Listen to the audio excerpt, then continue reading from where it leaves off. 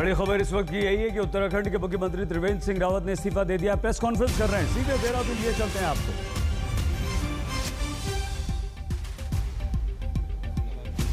तो तैयारी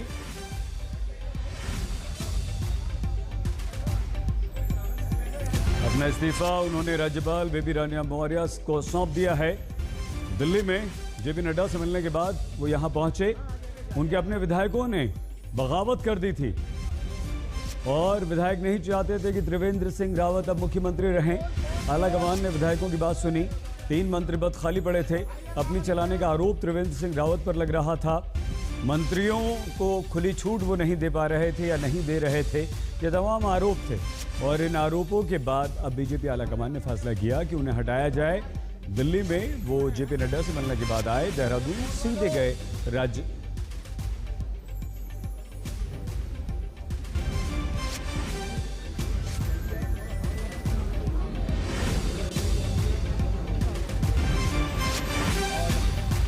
उत्तराखंड को नया मुख्यमंत्री मिलने जा रहा है। त्रिवेंद्र सिंह रावत ने इस्तीफा दे दिया है। अब से कुछ देर पहले राजभवन पहुंचकर राज्यपाल बेबी रानी मौर्य को उन्होंने अपना इस्तीफा सौंप दिया है।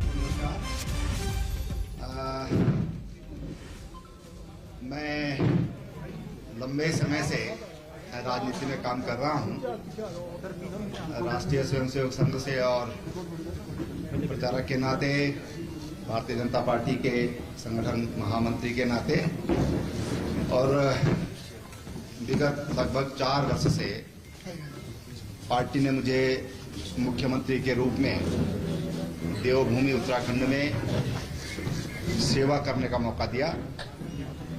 ये मेरा परम सौभाग्य रहा है और मैं कहूं कि मेरे जीवन का ये स्वर्णिम अवसर मेरी पार्टी ने मुझे दिया। एक छोटे से गांव में जहां आज भी 7-8 परिवार रहते हैं, उस गांव में मैंने जन्म लिया। एक सैनिक के परिवार में जन्म लिया और पिताजी पूर्व सैनिक थे। कभी कल्पना भी नहीं की थी कि पार्टी मुझे इतना बड़ा सम्मान देगी, सोच भी नहीं सकता। लेकिन भारतीय जनता पार्टी में ही ये संभव था कि एक छोटे से गांव के, एक छोटे से अति साधारण परिवार के एक पार्टी के कार्यकर्ता को पार्टी ने इतना बड़ा सम्मान दिया और 4 साल मुझे सेवा करने का मौका दिया। पार्टी ने विचार किया और संयुक्त रूप से, सामूहिक रूप से ये निर्णय लिया कि मुझे अब किसी और को ये मौका देना चाहिए। 4 वर्ष में, आज कितना तारीख है? आज 9 तारीख, 9 दिन कम रह गए 4 वर्ष पूरा होने में। तो ये इतना मौका मुझे दिया है। मैं प्रदेशवासियों का भी बहुत धन्यवाद करना चाहता हूं, विशेषकर जो हमने स्वरोजगार के क्षेत्र में महिलाओं के उत्थान के लिए, उनके सशक्तिकरण के लिए, बच्चों की शिक्षा के लिए,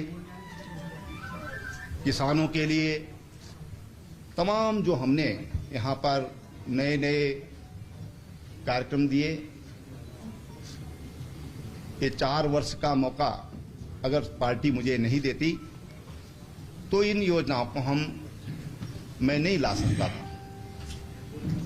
महिलाओं का पति की पैतृक संपत्ति में खातेदार के रूप में उनकी हिस्सेदारी और एक घसियारी कल्याण योजना, मुख्यमंत्री घसियारी कल्याण योजना, जो उत्तराखंड जैसे पर्वतीय राज्य के लिए एक अति संवेदनशील पहल है सरकार की।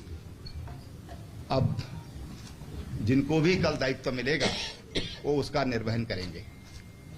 मेरी उनके लिए बहुत शुभकामनाएं हैं और मैं अभी माननीय राज्यपाल को अपना त्याग पत्र सौंप करके आ गया हूं। धन्यवाद।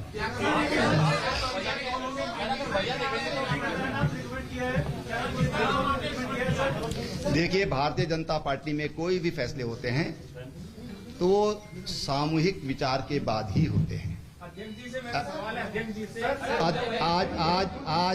अध्यक्ष जी से मत करिए आप। अध्यक्ष जी को आप फिर मौका देंगे।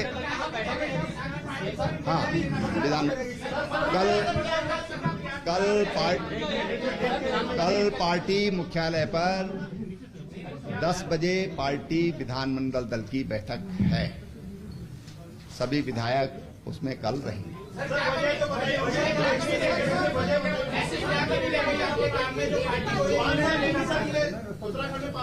आखिर वजह क्या रही?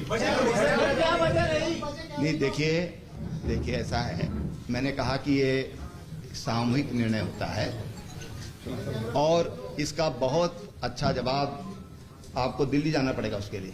वहां से आपको बहुत बहुत धन्यवाद। आप लोगों के सहयोग के लिए भी बहुत बहुत धन्यवाद। आपको दिल्ली जाना पड़ेगा, जेपी नड्डा से पूछना पड़ेगा। त्रिवेंद्र सिंह रावत ने कहा कि यह सौभाग्य की बात है कि मुझे उत्तराखंड में मुख्यमंत्री पद बीजेपी ने सौंपा।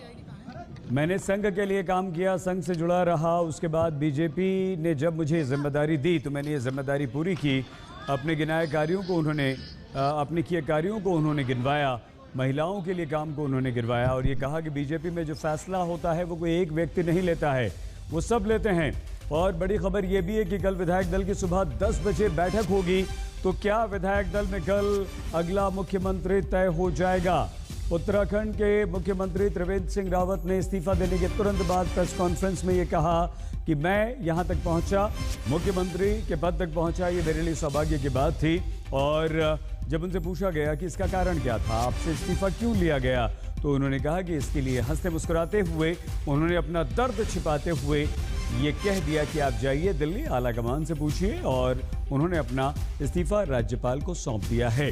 तो उत्तराखंड में पूर्ण बहुमत की बीजेपी की सरकार चला रहे पिछले 4 सालों से उत्तराखंड के मुख्यमंत्री त्रिवेंद्र सिंह रावत ने अपना ये इस्तीफा इसलिए सौंपा क्योंकि उन्हीं के मंत्री, उन्हीं के विधायक उनके विरोध में खड़े हो गए थे।